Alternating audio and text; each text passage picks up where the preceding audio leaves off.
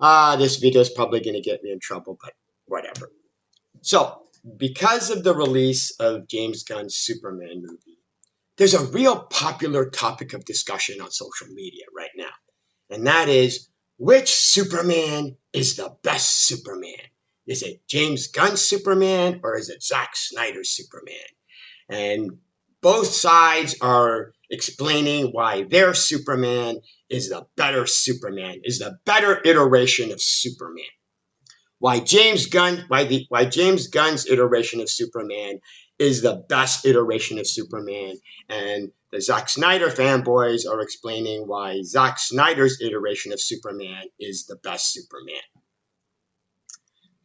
Here's the problem with this discussion, is that it's entirely useless. It's meaningless. It's a joke. And I'm going to explain why, because there's two reasons why this entire topic of this discussion is a joke and is meaningless.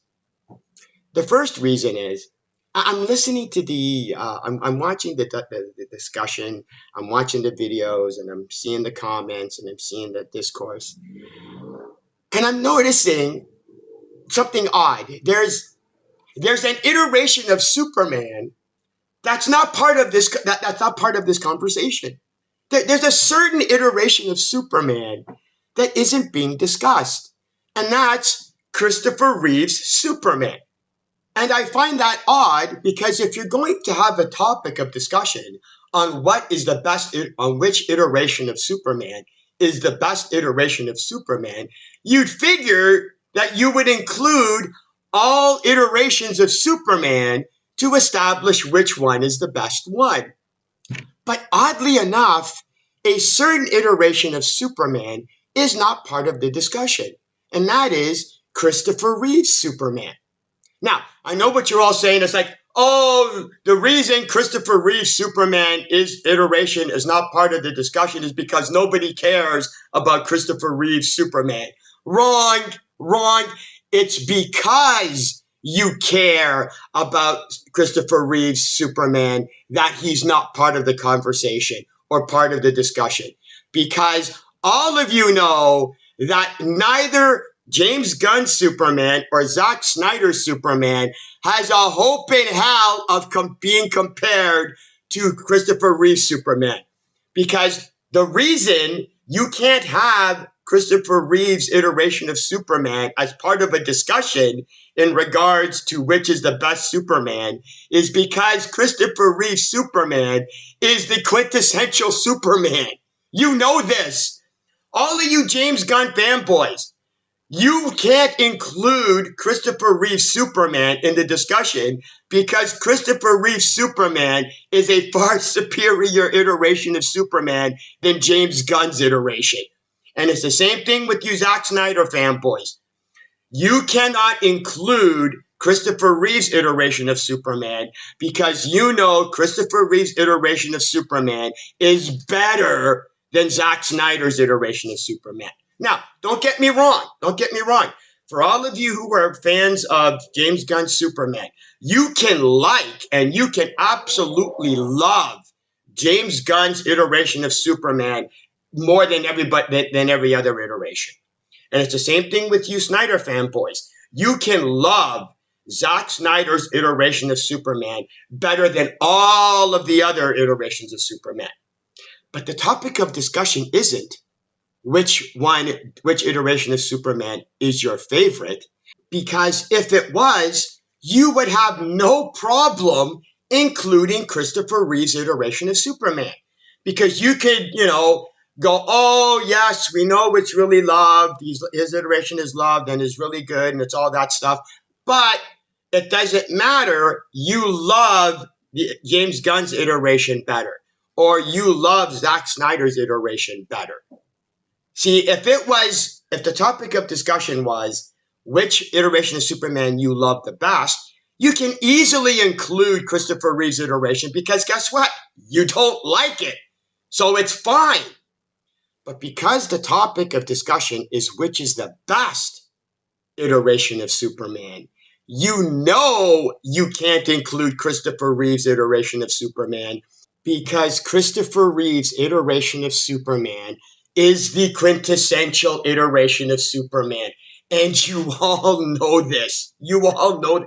I actually saw some videos of some people covering this discussion, and they were going, okay, which Superman is the better Superman? James Gunn, we have James Gunn Superman, and we have Zack Snyder Superman. And I actually heard a few of them going, okay, yes, there's also Christopher Reeve Superman, but we're not including him. Yeah, there's a goddamn reason none of you are including Christopher Reeve Superman. Because when it comes to this topic, Zack Snyder's Superman and James Gunn's Superman don't even have a seat at the goddamn table. You know this. You know this. Because if you actually believed that Zack Snyder's Superman was the better version of Superman, you would have no problem challenging it against the established quintessential Superman. Same thing with you James Gunn fanboys. If you actually thought James Gunn's iteration of Superman was the best iteration of Superman, you should have no problem challenging it against Christopher Reeve Superman. But the problem is you know that either of those iterations of Superman pale in comparison to Christopher Reeve's, so you can't have him. You can't have him as part of the discussion, because then you can't actually discuss James Gunn's Superman or Zack Snyder's Superman. Hell, Zack Snyder and James Gunn knew that they couldn't give you an iteration of Superman that was comparable to Christopher Reeve's Superman, because they saw what happened to Bryan Singer when he tried to do it with Superman Returns, and it bombed. It bombed because even Bryan Singer couldn't give a decent reinterpretation or reiteration of Christopher Reeve's Superman. Because here's the thing. Zack Snyder's going, I don't care or like this character enough to actually give you an iteration of Superman that's even close to Christopher Reeve's. So he's just going to give you a deconstruction of it. I'm just going to since I can't give you an iteration of Superman that's actually Superman because he doesn't know or care enough about the character to do it.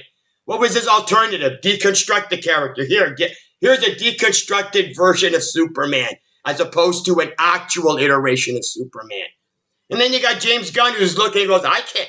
James Gunn knows that he can't give you an iteration of Superman that's anywhere close to Christopher Reeve Superman because James Gunn doesn't know or care enough about Superman to even bother. So what did he do? He just goes, I'm just going to give you the opposite of Zack Snyder's Superman.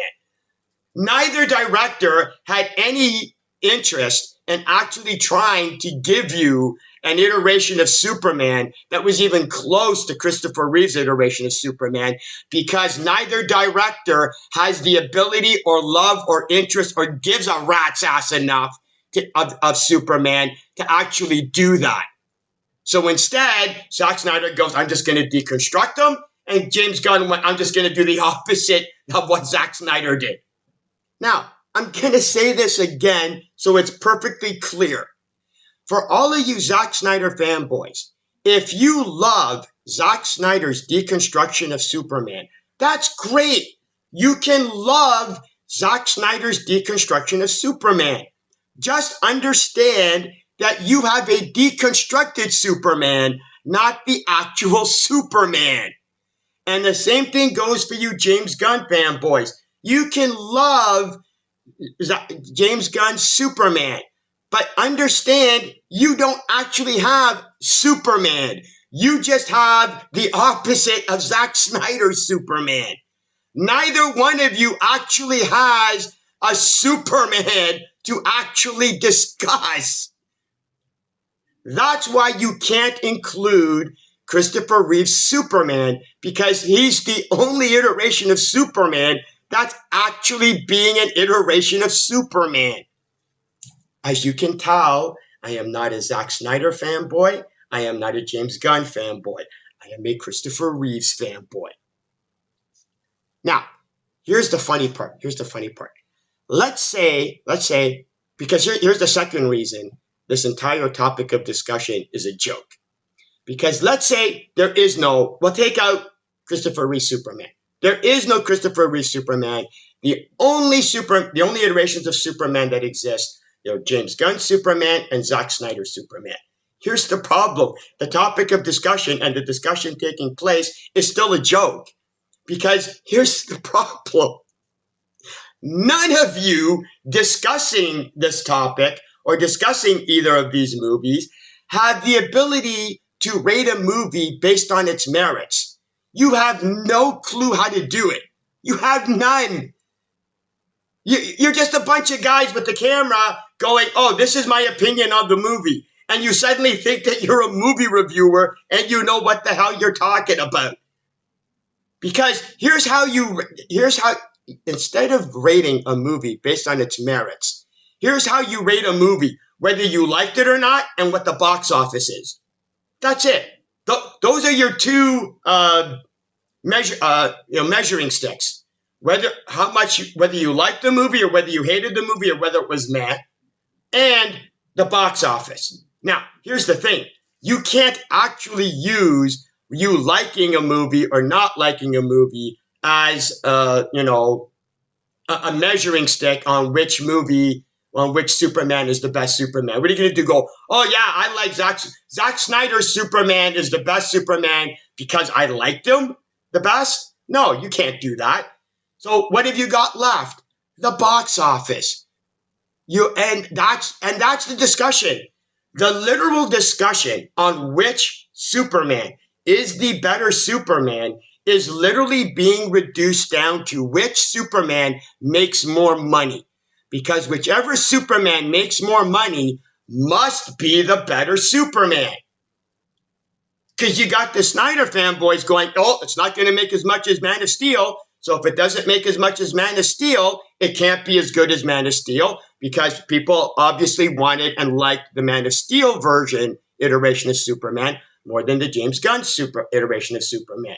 And all of you James Gunn fanboys are trying to inflate the numbers and going, oh no, it's going to make just as much money as, Zack Snyder's Superman because you're using the box office as a measurement of how good it is. Because since you have no ability to rate a movie based on its merits, all you have left is the box office, which is why every third post is about the box office.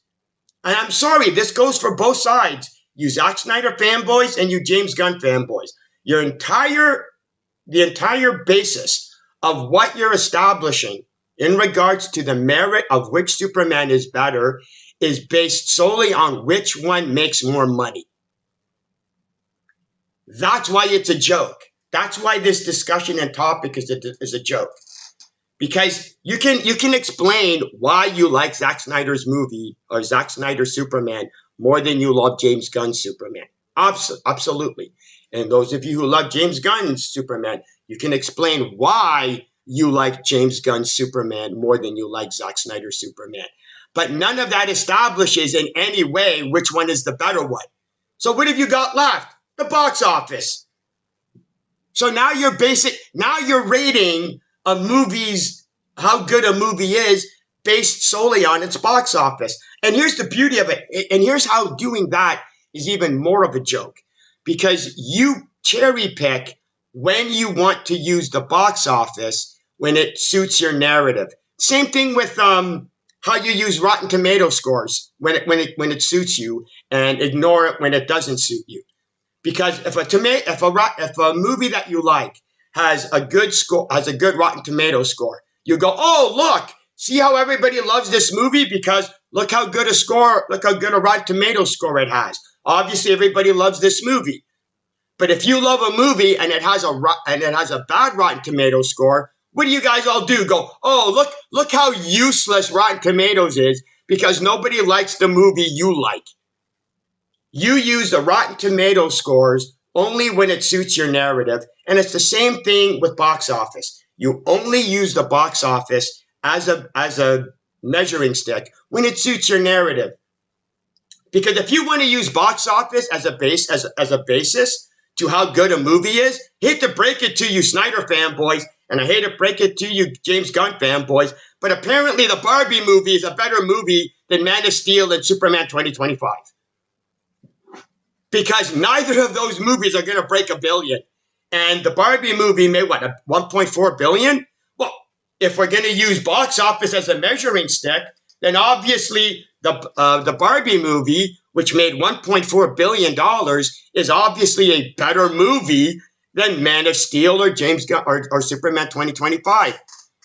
Hell, I can even go that Captain Marvel is a better superhero movie than Man of Steel or Superman 2025 because it made more money. Oh, no, that doesn't count. Yeah, of course it doesn't count because it's using the box office that doesn't suit your narrative.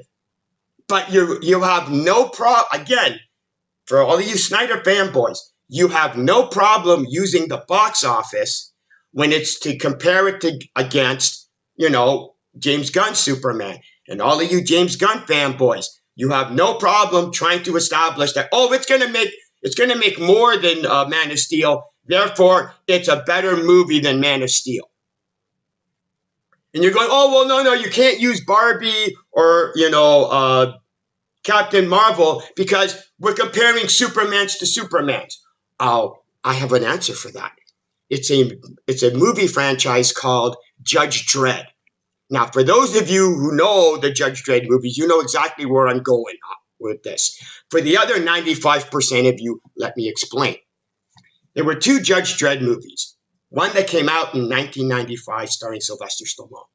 And there was another one that came out in, I think, 2012 starring Karl Urban called Dredd. Now, the Sylvester Stallone Judge Dredd movie made around $113 million at the box office.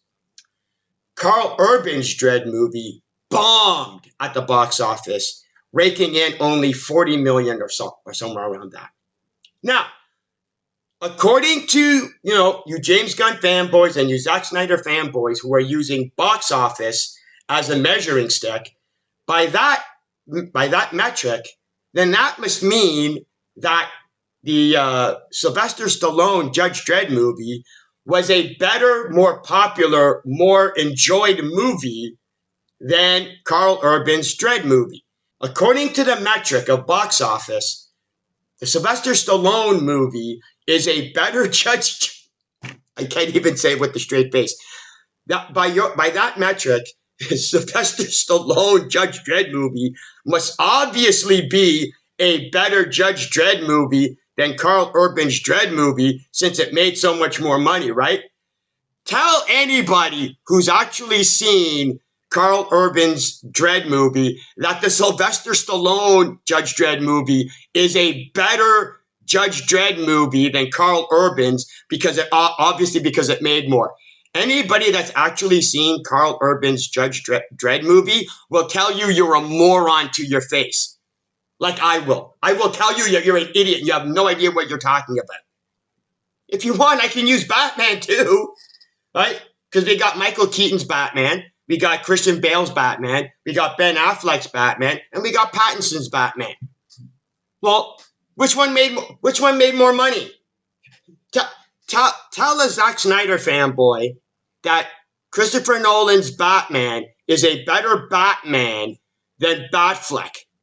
And all of you Snyder fanboys are going to go, not a hope in hell. Not a hope in hell. Because as far as you Snyder fanboys are concerned, who love Ben Affleck's iteration of Batman, Ben Affleck's iteration of Superman is the best iteration of Superman, even though it didn't make the most money at the box office. Well, it doesn't count because there is no solo Batman movie, so it doesn't matter. Right. But guess what? If Batman v Superman made more than any of the, Christopher Nolan Batman movies, guess what you'd all be using? You'd be using the box office. Going, hell, you'd be going, obviously Ben Affleck's Batman is better than Christian Bale's Batman because even without his own movie, people loved, Ben Affleck's, Batman more than, Christian Bale's Batman. All of you Pattinson fanboys. Sorry, according to the box office metric, Christian Bale's Batman is better. Oh, what are all you Pattinson fanboys going? Oh, box office doesn't matter. It's still a better. Pattinson's is still the best iteration of Batman. You use box office when it suits your narrative, and you ignore box office when it doesn't suit your narrative. So yeah, using the box office as a metric on which Superman is the better Superman is a joke. It's a joke. Sorry. And hence the actual discussion, and that's why the discussion is a joke in and of itself, because you're using something that you pick and choose whenever you feel like it as a metric to establish which is the better movie. So yeah, the reason this topic of discussion is a joke in regards to which Superman is the better Superman is a joke because the best iteration of Superman is the one you won't even bring up because you all know that's the best iteration of Superman, whether you like it or not. And again, I'm going to say it again for the third and hopefully last time. You can love whichever iteration of Superman you love the best, and for whatever reasons you love that iteration of Superman. But the topic of discussion isn't which is your favorite Superman. The topic of discussion is which is the best Superman, which is the best iteration of Superman. And the answer to that question is the one that you won't bring up because you know that that's the actual best iteration of Superman. I eagerly await all the hate I'm going to get in the comments, hating on me because I'm explaining how your iteration of Superman isn't the best iteration of Superman. Sorry, it isn't. And you know it isn't. And somebody has to explain it to you, and ain't nobody else going to do it, so I have to, because I'm here for you. I do this for you. It's just the kind of guy I am. You're welcome. Anyway, got that out of my system. I'm good. Rant over. Anyway, that's it for me. Just like I said, just thought I'd explain how the discussion over which is the best Superman is a joke because you're not actually including the best iteration because you know it's the best iteration. And I thought I'd also answer the question for you. Which is the best iteration of Superman? Christopher Reeves. Anyway, that's it for me. I'm good. I'm done. I'm out of here. See ya.